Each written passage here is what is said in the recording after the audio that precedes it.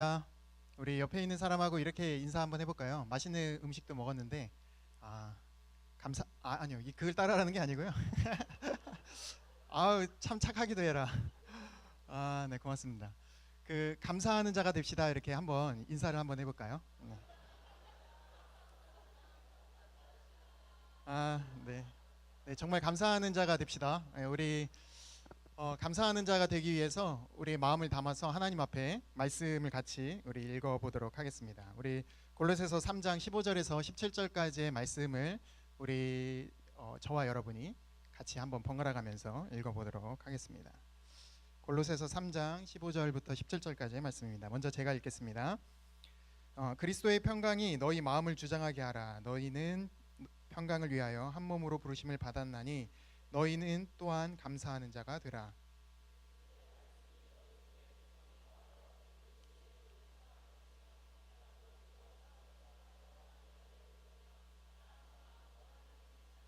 같이 읽겠습니다. 또 무엇을 하든지 말에나 일에나 다 주 예수의 이름으로 하고 그를 힘입어 하나님 아버지께 감사하라. 아멘. 오늘 하루를 살면서 여러분은 감사하는 삶을 사셨습니까? 네, 아멘. 네, 오늘은 또 간사님들께서 아침부터 분주하게 막 열심히 여러분들을 먹이기 위해서 열심히 섬기셨던 간사님들의 손길들이 있었습니다. 감사하시죠? 네, 이것으로 우리가 영양식과 함께 더불어서 유기양식을 먹을 수 있는 것만으로도 감사하다는 생각이 듭니다. 범사에 감사하라, 이것이 너희를 향하신 하나님의 뜻이니라 라는 말씀도 있습니다. 우리가 성경 어디를 보더라도 성경 말씀을 보면 하나님의 말씀 앞에 감사로 반응하는 믿음의 사람들의 모습들을 어김없이 볼 수가 있습니다. 그런데 우리의 삶을 들여다보면 그렇게 살아야 함에도 불구하고 살지 못할 때가 너무나도 많이 있다는 것이 우리의 현실이라는 사실입니다. 우리의 삶의 현장에서는 감사하는 삶이 왜 쉽지 않을까요? 감사하는 삶이 너무 쉬우면 좋은데 그렇게 감사하는 것이 쉽지 않은 이유가 뭘까요? 제가 제 삶을 돌이켜 보면서 생각해 본 건데 대부분 있는 것보다, 내가 가지고 있는 것보다 가지고 있지 않은 것을 바라볼 때 감사하지 못할 때가 너무나도 많다는 것을 깨닫게 되었습니다. 나는 많은 것을 가지고 있음에도 불구하고 우리는 보잘것없는 것, 내가 가지고 있는 것이 보잘것없고 별 볼 일 없는 것처럼 여겨져서 어느 순간 작게 보일 때가 많다는 겁니다. 오늘 찬양 인도하셨던 가능 간사님의 얘기를 듣고 굉장히 메시지와 연관이 됐어요. 내가 다리를 다치기 전까지는 다리 두 다리로 걸을 수 있다는 게 감사하지 못하고 넘어갈 때가 많았다. 이런 이야기를 들었는데 그것이 바로 오늘 우리의 모습이 아닐까라는 생각을 해보게 됩니다. 나에게 있는 것은 보잘것없게 여기며 작게 보고 오히려 가지고 있지 않는 것에 큰 의미를 두면서 우리가 그것을 크게 바라보고 있기 때문은 아닌가라는 생각이 듭니다. 이렇게 살았던 사람이 성경 인물 가운데 있죠. 어디에 있을까요? 창세기에 나옵니다. 아담과 하와가 그랬죠. 하나님은 아담과 하와에게 이 세상의 모든 것을 다스릴 수 있는 권세를 주었습니다. 그리고 단 하나도 부족하지 않을 만큼 완벽한 세상을 만들어서 하나님이 주었습니다. 그런데 아담과 하와는 모든 것을 가져주고 있었음에도 불구하고 단 한 가지 동산 가운데 있는 선악을 알게 하는 나무의 실과 그것을 가지지 못한 그 마음 때문에 유혹에 넘어가고 맙니다. 이런 모습을 볼 때 우리의 모습도 이와 마찬가지가 아닌가라는 생각을 해보게 됩니다. 또 어떤 경우가 그럴까요? 성경을 제외하고 우리들의 모습 가운데 어떤 경우가 있을까요? 저는 이런 경우가 있었어요. 친구와의 관계 가운데 내 주변에 나를 지지하고 나를 좋아해주는 친구들 10명이 있었어요. 정말 베스트 프렌드였죠. 그래서 그때는 이렇게 얘기했어요. 우리는 삼국지 중에 유비, 관우, 장비, 너는 뭐 이렇게 하면서 지낼 정도로 굉장히 친한 친구들이 10명이 있었습니다. 그런데 그 많은 10명의 친구들 외에 나를 그토록 싫어하는 한 친구가 눈에 있었어요. 내 주변에. 근데 그 친구를 바라보면서 저는 내 주변에 있는 10명의 친구가 있다는 사실을 잊어버리고 하나님 앞에 감사하지 않았던 삶이 떠오르게 되었습니다. 우리의 모습은 이와 같은 모습으로 살아가고 있지 않을까라는 생각을 해보게 됩니다. 결국 한 사람 한 사람 우리가 친구의 관계에 있어든지 또 돈이라는 것에 있어든지 뭐에 있어서든지 간에 우리가 가지고 있는 것을 너무 하찮게 여기거나 보잘것없거나 또는 귀하다고 생각해 본 적도 없었던 것들이 때로는 우리가 감사하지 못하게 만드는 요인이 되기도 합니다. 이뿐만이 아닙니다. 또 과학기술이 발달함에 따라서 우리는 빠르고 편리함에 익숙해져 가는 것 같습니다. 그러다 보니까 나타나는 현상이 감사할 줄 모르게 되는 현상들이 나타나고 있는 것도 사실입니다. 제가 그 스마트폰을 우리 딸아이와 같이 요즘에 즐겨 사용하고 있는데, 제 딸은 제 스마트폰을 자기 거라고 생각해요. 그래서 항상 아빠가 오면 스마트폰을 가지고서 열심히 이렇게 보려고 합니다. 그런데 제가 딸아이가 뭐를 보든 검색을 하든 유튜브를 보든 쉽게 바로바로 그 자리에서 클릭과 동시에 창이 막 뜹니다. 그런데 클릭과 동시에 창이 뜨지 않는 지역을 가면 저희 딸은 짜증을 내기 시작해요. 왜? 버퍼링이 있으니까. 바로바로 반응하지 않다 보니까 금세 짜증과 불평과 불만으로 짜증을 부리기 시작합니다. 저는 그 모습을 바라보면서 즉시 문제가 해결되지 않는 것을 참지 못하고 조금이라도 그 불편함을 견디지 못하는 습성이 우리 안에 있지 않은가라는 생각을 해보게 되었어요. 딸아이 모습을 통해서. 결국 우리들은 참을성이 약해짐으로 인해서 자연스럽게 감사하지 못하는 현상이 나타나게 됩니다.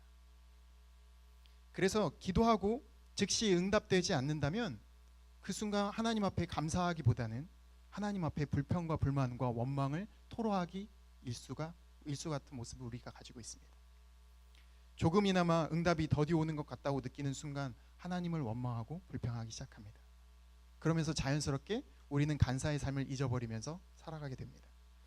현대의 편리한 삶에 젖어들면서 감사보다는 불평을 이어가는 삶이 우리들의 모습에 너무나도 쉽게 젖어들어가고 있습니다. 이뿐만이 아닙니다. 청년들은 어떨까요? 대학생들은 어떨까요? 감사의 삶과 마음이 우리들의 마음 가운데 자리 잡고 있을까요?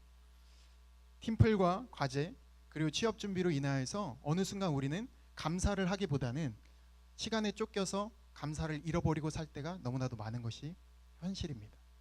저 역시도 과제와 팀플 많은 것들이 가운데 수없이 많은 과제들이 지나갈 때마다 하나님 이 많은 과제들을 주셔서 감사합니다. 저를 성장시키는 기회가 되게 하여 주셔서 감사합니다라고 말하기보다는 하나님 어째서 3학년 2학기 마지막 졸업학 막학기인데 어떻게 많은 과제를 이렇게 쏟아낼 수가 있을까요? 라고 불과 어제 새벽 3시까지 원망했던 저의 모습을 발견하게 되었습니다. 그것이 우리의 모습이라는 겁니다. 그런데 우리는 어느 때보다도 감사를 잃어버리고 살아가는 모습, 이런 모습이 우리의 모습인데 사도 바울은 오늘 우리의 시대를 향하여서 이렇게 이야기하고 있습니다. 디모데후서 3장 1절과 2절에 보면 마지막 때에 자기를 너무나도 사랑하고 돈을 너무나도 사랑하는 나머지 그리고 교만하여져서 결국에는 감사를 잃어버리게 되었다라고 이야기합니다.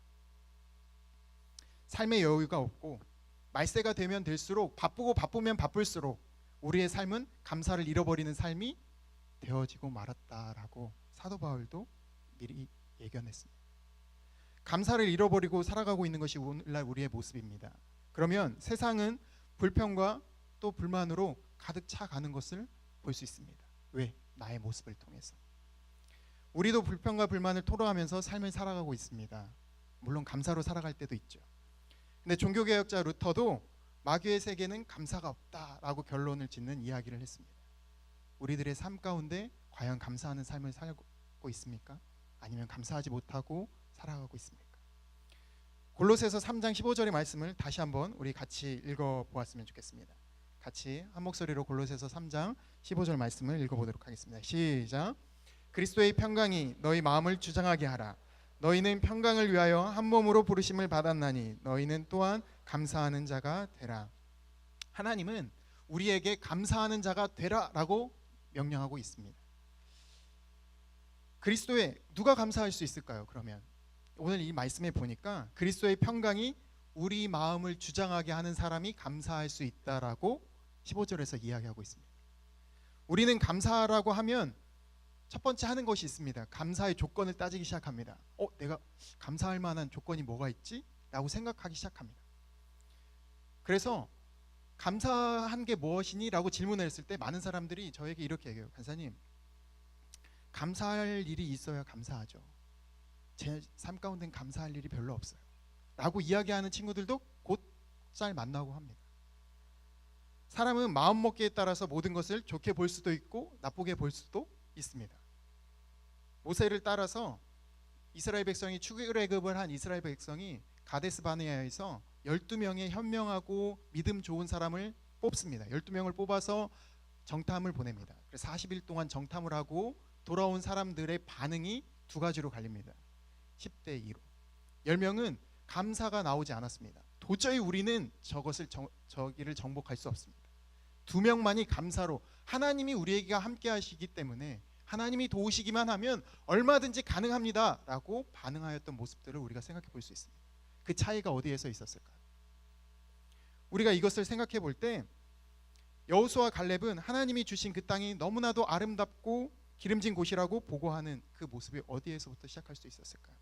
바로 10명은 감사보다는 불평을, 2명은 불평보다는 감사를 했던 차이에서 비롯되었습니다. 똑같은 땅을 똑같은 시간 동안 바라보고 정탐했는데 어떤 사람은 감사의 조건을 바라보고 어떤 사람은 불평의 조건을 찾았습니다. 이것은 마음먹기에 따라서 좋게 보기도 하고 나쁘게 볼 수 있다는 이야기입니다. 그러나 오늘 말씀에서는 단순하게 감사하라, 감사의 조건을 찾으라 라고 말하고 있지 않습니다. 그것보다 한 단계 더 나아가서 감사의 조건을 찾는 것을 뛰어넘어서 감사하는 사람이 되어라 라고 우리에게 이야기하고 있다는 사실입니다. 감사의 조건이 중요한 게 아니라 감사하는 사람이 되는 것이 먼저가 되어야 합니다. 감사하는 사람은 어느 곳에 떨어뜨려 놓더라도 감사의 열매를 맺게 되어집니다. 그러나 불평하는 사람은 어느 곳에 가더라도 불평의 열매를 맺게 되어지기 쉽습니다. 저의 모습도 그랬던 것 같습니다. 제가 며칠 전에 제가 아끼던 노트북을 유니클땡이라는 어떤 그 곳에 놓고 왔어요. 전날. 저는 몰랐어요. 놓고 온 줄도 몰랐어요. 저는 옷을 이렇게 챙겨서 제가 사고 싶은 옷을 딱 고르고 저도 모르게 거기다가 선반 위에다 올려놓고 다음날 아침에 학교 가려고 딱 준비하면서 노트북을 찾았는데 없는 거예요. 그때 마음이 쿵 내려앉았습니다. 그러면서 어디 갔을까 찾으면서 생각났던 게 거기였어요. 그러면서 거기에서 놓고 온 것이 생각이 나기 시작했어요. 그때 저의 반응은 이랬습니다. 내가 왜 거기다 놨을까? 내가 어쩌자고 거기다 놨을까? 정신을 왜 내가 못 차렸을까? 하면서 저를 자학했습니다. 그리고 자연스럽게 불평과 불만과 원망이 터져나오기 시작했습니다. 이토록 우리는 믿음으로 감사해야지라고 말로 고백하면서 살아가고는 있지만 막상 상황과 현실이 감사할 수 없는 상황과 현실이 되어버리고 나면 어느 순간에 나의 입술은 불평과 원망이 터져나오는 것이 우리의 모습이라는 사실입니다. 그렇게 저는 감사의 조건을 찾을 수 없었습니다. 그 순간. 왜냐하면 그 노트북에는 백업을 하지 않은 저의 과제가 담겨져 있었습니다. 그뿐만이 아닙니다. 제가 3년 동안 자료를 정리했던 강의 자료들이 그 자리에 있었습니다. 역시 백업되어져 있지 않았습니다. 저는 그 순간에 마음 한편으로 하나님, 제가 딴 건 모르겠는데 이거 감사하기 너무 힘듭니다. 하나님, 이 상황 가운데 어떻게 감사가 나옵니까? 이게 정말 쉽지 않습니다. 이렇게 하나님 앞에 원망을 했던 것이 불과 며칠 전의 저의 모습이었습니다. 감사의 조건을 찾는 사람은 감사하기가 쉽지 않다는 것을 발견하게 됩니다. 그런데 성경은 오늘 본문에서는 감사하는 사람이 되어라 라고 말하고 있다는 사실입니다. 그러나 감사하는 사람이 되는 것은 쉽지만은 않습니다. 왜 그럴까요? 왜 감사하는 게 쉽지 않을까요? 우리의 상황과 환경에 따라서 좌지우지 되기 때문에 그렇습니다. 우리의 감정이. 그래서 오늘 본문에는 오직 그리스도의 평강만이 너의 마음을 다스릴 수 있도록 주장해야 된다. 그리스도의 평강이 너의 마음을 주장할 때 너는 감사하는 사람이 될 수 있다라고 이야기하고 있다는 사실입니다. 우리의 스스로, 우리의 노력으로 우리의 상황이, 우리의 환경이 우리가 감사할 수 없게 되어질지라도 그리스도의 평강이 우리 안에 함께 한다면 언제나 우리는 감사할 수 있는 사람이 될 수 있다고 말하고 있다는 사실입니다.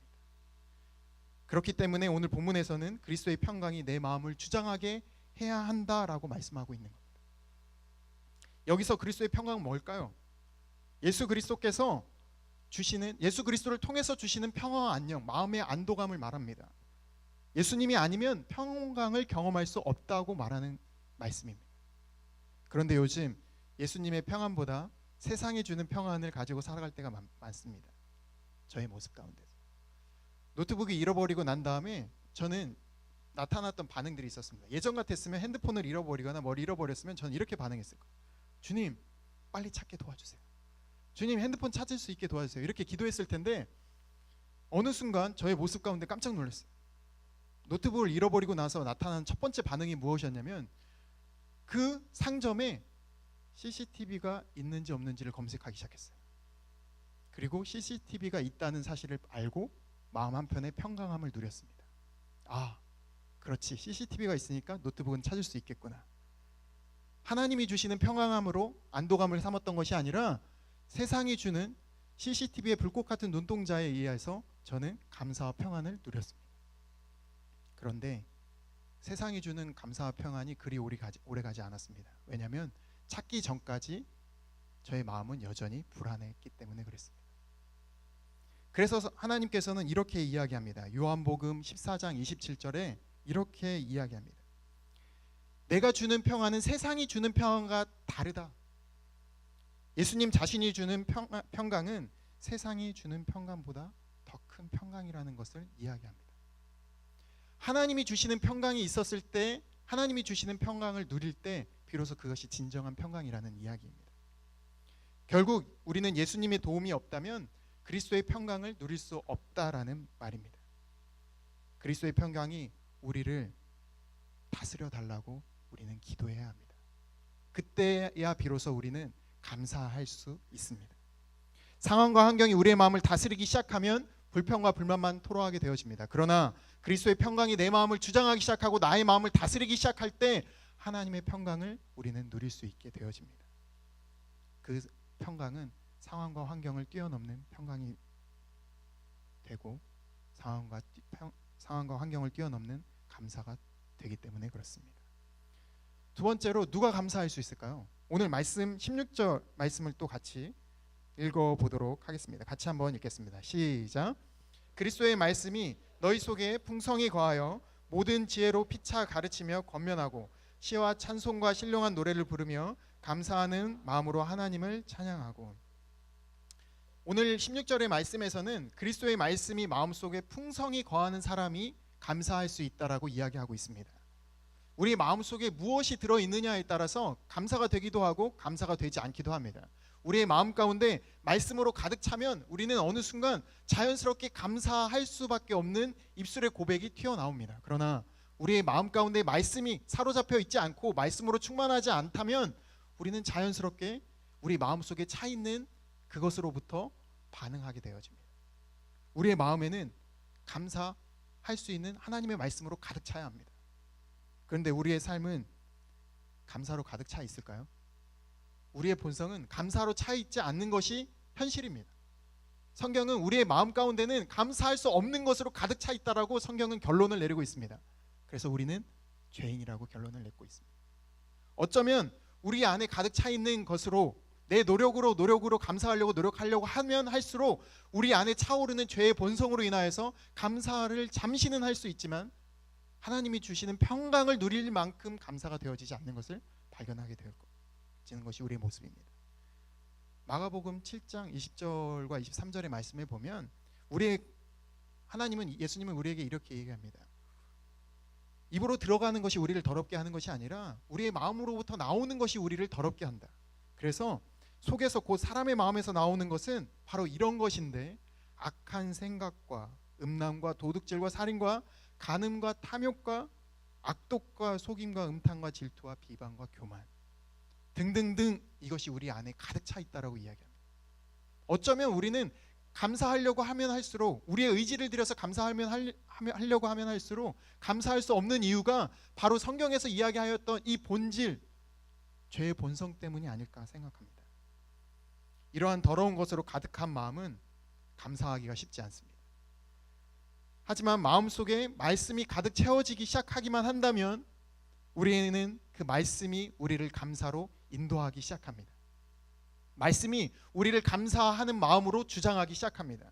이것이 하나님이 우리에게 가르쳐 주셨던 말씀의 실제이자 생생한 하나님이 살아계신 하나님의 말씀의 역사입니다. 하나님의 말씀은 살아있고 운동력이 있어 우리를 골수를 찔러 쪼개기까지 하시는 하나님의 말씀, 그 말씀은 살아있기 때문에 그렇습니다. 그 말씀이 나를 오늘 말씀에서 가르치고 권면하고 그리고 우리의 입술을 열어서 찬송하라 라고 이야기하고 있습니다. 말씀이 우리 안에 풍성하면 그 말씀이 나를 가르치기 시작한다는 말씀입니다. 말씀이 감사해야 된다라는 말씀으로 나를 가르치기 시작한다는 겁니다. 그리고 거기에서 끝나지 않고 말씀으로 가득 차 있기 시작하기만 한다면 그 말씀이 우리를 이제는 권면하기 시작한다는 겁니다. 야, 이제 이쯤 됐어? 얘는 감사해야지. 그리고 자연스럽게 감사가 찬양으로 터져나오는 나의 자신을 발견하게 된다고 이야기하고 있습니다. 우리의 마음을 하나님의 말씀으로 채워야 합니다. 그럴 때 우리의 심령이 감사가 가득하게 되어지기 시작하면 시와 찬송과 신령한 노래를 부를 수 있는 마음과 입술이 되기 시작합니다. 자, 세 번째, 그렇다면 또 누가 감사할 수 있을까요? 어떤 사람이 감사할 수 있을까요? 세 번째는 우리 17절의 말씀을 보면 이렇게 이야기하고 있습니다. 같이 한번 읽어보도록 하겠습니다. 시작. 또 무엇을 하든지 말에나 일에나 다 주 예수의 이름으로 하고 그를 힘입어 하나님 아버지께 감사하라. 17절에 보니까 우리의 삶 속에는 저절로 감사가 되는 일도 있고 저절로 감사가 되는 일이 있죠. 갑자기 공부하지 않았는데 갑자기 A뿔을 맞는다든지, 내가 노력하지 않았는데 나를 좋아해주는 이성친구가 갑자기 나타났다든지 하면 우리는 저절로 감사할 수 있습니다. 그러나 의지를 들여서 감사해야 하는 일도 있습니다. 우리 내 의지를 들여서, 저는 의지를 들여서 감사해야 되는 일이 또 터졌습니다. 어제 새벽에 우리 딸이 갑자기 핸드폰을 들고 막 놀다가 핸드폰을 사망시키는 일을 발견하게 되었습니다. 이렇게 액정이 깨졌죠. 어젯밤 새벽에. 저는 화내지 않았어요. 왜냐하면 말씀을 준비하고 있었거든요. 감사하라. 하필이면 그 말씀을 준비하는 그 순간에 우리 딸이 핸드폰을 사망을 시켰어요. 그래서 화를 낼 수 없었어요. 딸아, 괜찮아. 그럴 수 있어. 까짓것 뭐 핸드폰 액정 정도쯤이야 뭐. 쉽지 않았어요. 의지를 드려야 하는 감사가 있어요. 바로 이런 거예요. 저희 딸이 이렇게 얘기했어요. 아빠, 내가 사줄게. 저는 그 이야기를 들을 때 참 한편으로는 어이가 없었지만 한편으로는 감사가 됐어요. 그래, 아빠가 스킵해놓게. 그게 바로 어제 일어났던 일입니다. 의지를 통해서 감사를 해야 되는 상황도 있습니다. 하지만 도저히 감사할 수 없는 상황도 우리의 삶 가운데 펼쳐지는 것이 우리의 모습입니다. 삶의 현실입니다. 어쩌면 우리가 모든 것을 다 알고 있으면서도 감사해야 된다는 것을 알고 있고 믿고 있음에도 불구하고 의지를 들여서 감사가 안 되는 영역들이 있다는 사실입니다. 어떤 것이 그럴 수 있을까요? 때로는 갑작스럽게 사랑하는 사람의 아픔, 병, 암투병, 사고가 그런 것일 수 있습니다. 저도 그런 일이 있습니다. 우리 가정의 아버지가 눈을 수술하시고 또 장모님과 장인어른이 암투병을 하시는 이 과정 가운데 있으면서 의지로 감사가 되어지지 않는 것을 발견하게 되어졌습니다. 쉽지 않았습니다. 그러나 하나님은 우리에게 이렇게 하셨습니다. 범사에 감사하라. 이것이 너희를 향하신 하나님의 뜻이니라. 범사에는 우리의 슬픈 일, 억울한 일, 도저히 머리로 이해되어지지 않는 일, 도저히 내 의지로는 감사할 수 없는 일까지도 포함이 되는 것입니다. 바로 범사입니다. 저는 이 말씀 앞에 무릎을 꿇었습니다. 제 감정적으로 동의가 되어지지 않더라도 하나님, 범사에 감사하라고 하셨던 그 하나님의 말씀에 앞에 믿음으로 감사하겠습니다. 믿음으로 감사하는 삶을 살겠습니다. 바로 17절의 말씀이 예수 그리스도를 의지하여서 감사하라는 것입니다. 그를 힘입어 주 예수의 이름으로 하고 그를 힘입어 감사하는 자가 되라라고 이야기하고 있다는 사실입니다. 내 의지로는 도저히 감사할 수 없지만 예수 그리스도를 힘입으면 우리는 감사할 수 있게 되어집니다. 이것이 성경이 우리에게 이야기하고 있는 진리입니다. 그것을 여러분이 또 제가 함께 믿고 살아가는 삶이 되어지기를 간절히 소망합니다. 하나님은 예수 그리스도의 이름으로 우리가 믿음으로 감사할 때 하나님이 역사하시기 시작합니다. 유진 피터슨 목사님은 메시지 성경에서 이렇게 이야기합니다. 데살로니가전서 5장 18절의 말씀을 이렇게 번역하고 있습니다. 무슨 일에든지 하나님께 감사하십시오. 이것이야말로 하나님께서 그리스도 예수 안에 있는 여러분에게 바라시는 생활 방식입니다. 그렇습니다. 감사는 믿음으로도 하고 의지로도 하고 또 내 능력으로 할 수 없는 예수 그리스도를 의지해야만 하는 영역도 있지만 그 감사의 삶은 생활 방식이 되어져야 한다는 말씀입니다. 여러분의 삶, 힘들고 어려운 삶이 펼쳐질지라도 감사하는 여러분의 삶이 되어지기를 간절히 소망합니다. 이 시간 우리의 말씀을 담아서 우리의 입술을 열어 시와 찬송과 영광을 하나님께 돌려드리는 고백을 하나님 앞에 올려드렸으면 좋겠습니다. 모든 것을 뛰어나신 그 하나님이 우리의 일련의 과정 가운데 감사할 수 없는 상황 가운데 빠져 있을지라도, 슬프고 억울하고 도저히 감정적으로 동의가 되어지지 않아 감사할 수 없는 상황에 빠져 있을지라도 그것조차도 내 마음의 입술을 열어서 하나님 앞에 감사하라고 하시는 그 말씀 앞에 반응하고 그것을 믿고 내가 감사해 보겠습니다 라는 모습으로 반응하는 여러분이 되시기를 간절히 고백합니다.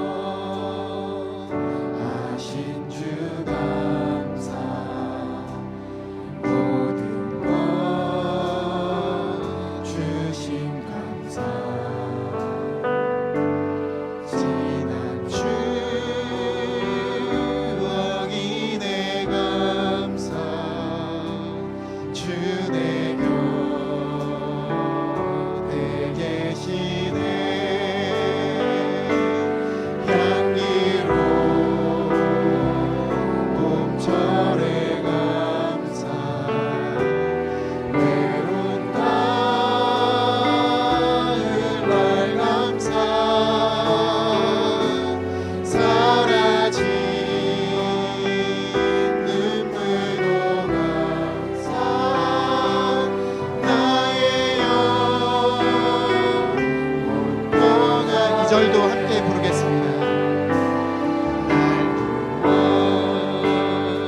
구원하신 주 감사,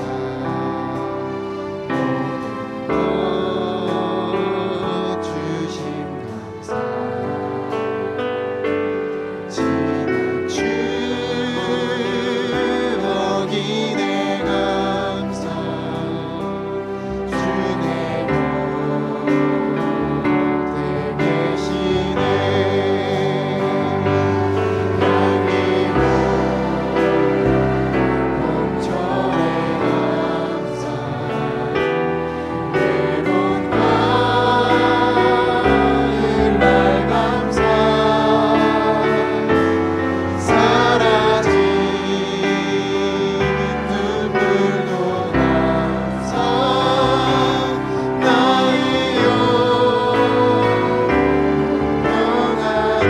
같이 한 가지만 하나님 앞에 간절히 기도했으면 좋겠습니다. 우리가 저절로 감사가 되어지는 감사의 제목들도 있지만 살아가다 보면 의지를 들여서 하나님 앞에 감사해야 될 영역들도 있습니다. 그러나 도저히 내 의지를 들여도 감사할 수 없는 영역들도 있습니다. 이것은 하나님 앞에 예수 그리스도를 의지하여서, 주 예수의 힘을 의지하여서, 그리스도의 평강함을 의지하여서 감사해야 될 영역들도 있습니다. 모든 것을 감사하라고 하나님은 이야기하십니다. 범사에 감사하라, 이것이 너희를 향하신 그리스도의 뜻이라 라고 이야기하고 있습니다. 모든 것을 감사할 수 있도록 여러분의 삶 가운데 일련의 여정의 과정을 생각해 보면서 하나하나 조목조목 하나님 앞에 감사의 고백을 이 시간 같이 한번 올려드렸으면 좋겠습니다. 이 시간 마음을 열고 입술을 열어서 간절히 감사의 기도를 올려드리도록